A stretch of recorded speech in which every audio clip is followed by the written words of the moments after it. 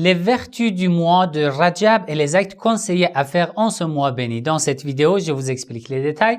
Restez avec moi.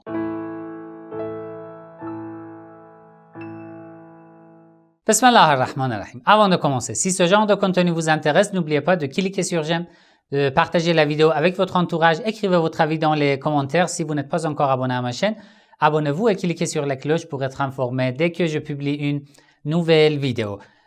Comme vous savez, ça fait quelques semaines que j'ai créé une page sur la plateforme SoundCloud pour ceux qui veulent écouter l'audio de mes vidéos avec le téléphone fermé. J'ai mis le lien de ma page dans les descriptions de cette vidéo sur YouTube. Vous pouvez cliquer dessus et vous abonner à ma page sur SoundCloud aussi pour avoir les fichiers audio. Vous pouvez même télécharger les fichiers audio qui se trouvent sur cette plateforme. Bon. Vous m'avez demandé de parler du mois de Rajab, des vertus du mois de Rajab, des actes conseillés à faire. Dans cette vidéo, je vous donne un résumé en fait. Juste au début, si vous voulez avoir tous les détails, je vous propose de regarder le livre Mafatih al-Janan, les clés du paradis de Cheikh Abbas al-Qummi, qui, la version PDF de ce livre aussi se trouve sur notre site, razva.com. Vous pouvez télécharger et avoir accès à toutes ces invocations et tous ces détails. Du fait que le mois de Rajab est un mois particulier et spécial et privilégié auprès d'Allah, il y a énormément d'actes conseillés et de mérites qui sont rapportés à propos de ce mois. Mais bon, j'ai choisi juste quelques-uns et je vous rapporte dans cette vidéo. Le prophète Mohammed sallallahu alayhi wa sallam a dit: le mois de Rajab est le mois d'Allah. Et c'est un des meilleurs des mois. Du fait que ce mois est un mois béni, le prophète dit: Allah a interdit toute guerre en ce mois, même avec les impies, avec les infidèles, avec les polythéistes. Le prophète a continué: le mois de Rajab est le mois d'Allah, le mois de Sha'ban est mon mois, et le mois de Ramadan est le mois de mon peuple. Si quelqu'un jeûne un jour pendant le mois de Rajab, il sera digne de recevoir la satisfaction de Dieu et Allah éloigne de lui sa colère. Et les portes du feu de l'enfer seront fermées devant une telle personne qui a jeûné un jour pendant le mois de Rajab. L'imam Al-Qadhim alayhi salam a dit: si tu jeûnes un jour du mois de Rajab, un jeûne surérogatoire, tu seras digne d'être parmi les gens du paradis. Aussi, il a dit que tu pourras, grâce à ce jeûne, au jeûne d'un jour pendant le mois de Rajab, tu pourras profiter des grâces de Dieu dans le paradis. Bon, alors peut-être vous allez me demander si on a des jeûnes obligatoires à rattraper. Est-ce qu'on peut jeûner pendant le mois de Rajab? Oui, vous pouvez jeûner, mais votre intention c'est quoi? Je rattrape par exemple un de mes jeûnes obligatoires.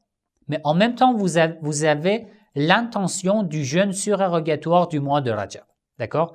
Donc, en même temps, vous rattrapez un des jeûnes ratés et vous faites un jeûne surérogatoire du mois de Rajab. Il n'y a pas de problème. L'imam As-Sadiq alayhi salam a dit, d'après le prophète Mohammed sallallahu alayhi wa sallam, le mois de Rajab est le mois du repentir, de demander le pardon à Allah. C'est pour ça qu'il nous a conseillé de demander beaucoup en ce mois pardon à Allah et Allah nous pardonnera incha'Allah grâce à ce mois. Puis l'imam As-Sadiq alayhi salam a dit: dites régulièrement pendant le mois de Rajab: astaghfirullah wa as'aluhu at-tawbah.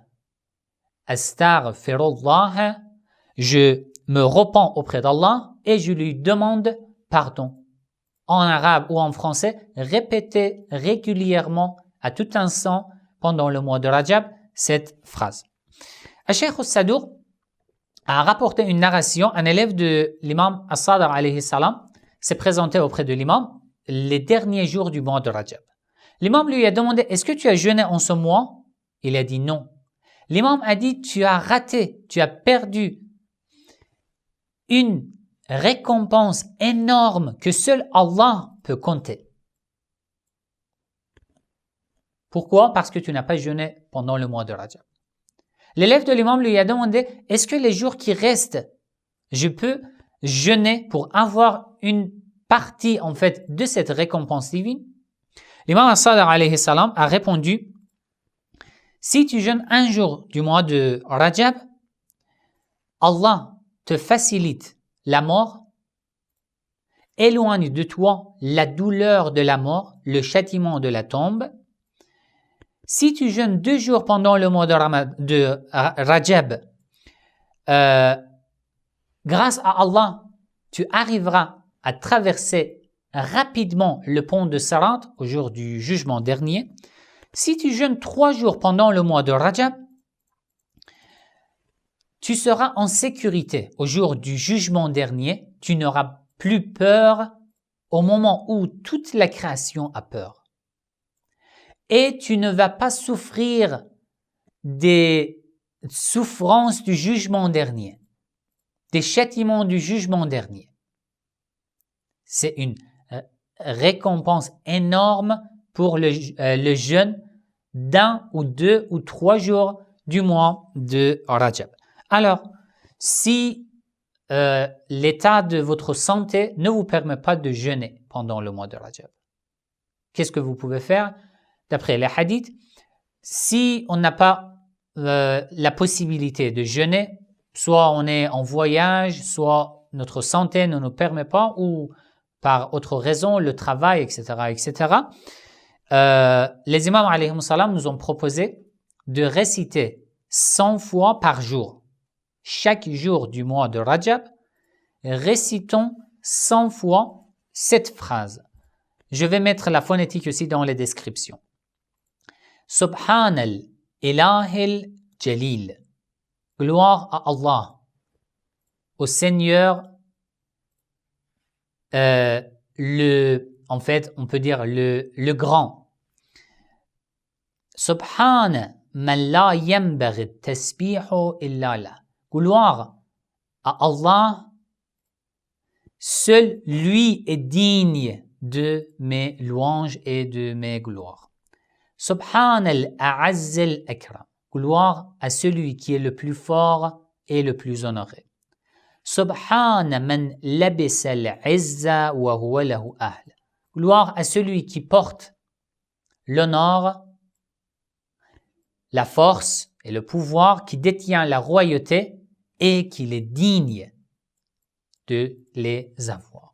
Je répète encore, Subhan al-ilah al-jalil, Subhan man la yanbaghi at-tasbihu illa lah, Subhan al-a'azz al-akram, Subhan man labisa al-'izza wa huwa lahu ahl. D'accord? Je vais mettre la phonétique dans la description. Encore, il est très conseillé de dire tous les jours du mois de Rajab, La ilaha illallah. Tout simplement, il n'y a de Dieu que Allah. Il y a 20 actes surérogatoires pour tous les jours du mois de Rajab. Du fait que c'est très long, juste je vous propose de regarder le livre Mafatih al-Janan, les clés du paradis. Il y a des ablutions, du bain rituel, beaucoup d'invocations rapportées par les imams alayhim salam pour tous les jours du mois de Rajab. 20 actes surérogatoires. Vous pouvez regarder les clés du paradis, ce livre qui est très intéressant. Alors, il y a 6 prières surérogatoires et particulières pour le mois de Rajab. J'ai choisi juste une de ces prières. Vous faites un jour de jeûne, vous jeûnez un jour, après, vous effectuez 2 prières de 2 rak'ah. Dans la première rak'ah, après avoir récité la sourate al-Fatiha, vous récitez 100 fois Ayatul Kursi. D'accord? Dans la deuxième rak'ah, après avoir récité la sourate al-Fatiha, vous récitez 200 fois la sourate al-Ikhlas. D'accord? Comme je vous ai dit, 2 prières de 2 rak'ah, comme la prière du matin. Alors, deuxième rak'ah est finie, vous terminez, vous recommencez une autre prière de 2 rak'ah. Dans cette deuxième prière, la première rak'ah de cette deuxième prière, vous faites pareil. D'accord? Donc 2 prières de 2 rak'ah, pareil. Et d'après l'imam alayhi salam, si tu effectues une telle prière, Allah te montrera ta place dans le paradis avant ta mort. Avant que tu meurs, tu vas voir ton statut dans le paradis ou auprès d'Allah. Aussi, La ziyarat de l'imam al-Rida alayhi salam, le 8e imam des chiites, est très conseillé d'après les hadiths pendant le mois de Rajab. C'est une ziyarat particulière de l'imam al-Rida alayhi salam. Le bain rituel, le ghusl, du premier jour, du 15e jour et du dernier jour du mois de Rajab est très conseillé. Et les jours blancs, ayyamul bid, le 13e jour, 14e jour et 15e jour, s'appelle ayyamul bid. Pendant ces jours, il est conseillé de jeûner, d'abord, de faire le bain rituel, d'effectuer les actes de Daoud qui se trouvent dans le livre Les Clés du Paradis et de faire al-i'tikaf. Al-i'tikaf, ça veut dire quoi? Ça veut dire que tu restes 3 jours, le 13e, le 14e et le 15e jour dans la mosquée la plus grande de ta ville. Bon, alors si c'est possible, dans plusieurs pays européens, ce n'est pas possible. Mais si c'est possible, tu peux rester dans la mosquée et tu n'as pas le droit de sortir. 3 jours, tu jeûnes le premier jour et tu jeûnes le deuxième jour. Si tu jeûnes ces 2 premiers jours, le jeûne du 3e jour sera obligatoire. D'accord? C'est ça al-i'tikaf. Et pendant ces 3 jours, tu ne fais que des actes d'adoration, réfléchir, la méditation, penser à Allah et voilà, demander pardon à Allah et voilà tout ce genre d'actes d'adoration dans la mosquée. Ça aussi est très conseillé et vous aide beaucoup à vous élever dans la spiritualité. Al-i'tikaf dans une mosquée est vraiment un acte qui vous permet de vous élever dans la spiritualité est vraiment très riche et vous donne beaucoup de lumière, Inch'Allah. Voilà, c'était juste un résumé. Pour avoir plus de détails, vous pouvez regarder le livre Mafatihul Janan. N'oubliez pas dans vos duas pendant ce mois béni. Wassalamu alaikum wa rahmatullahi wa barakatuh.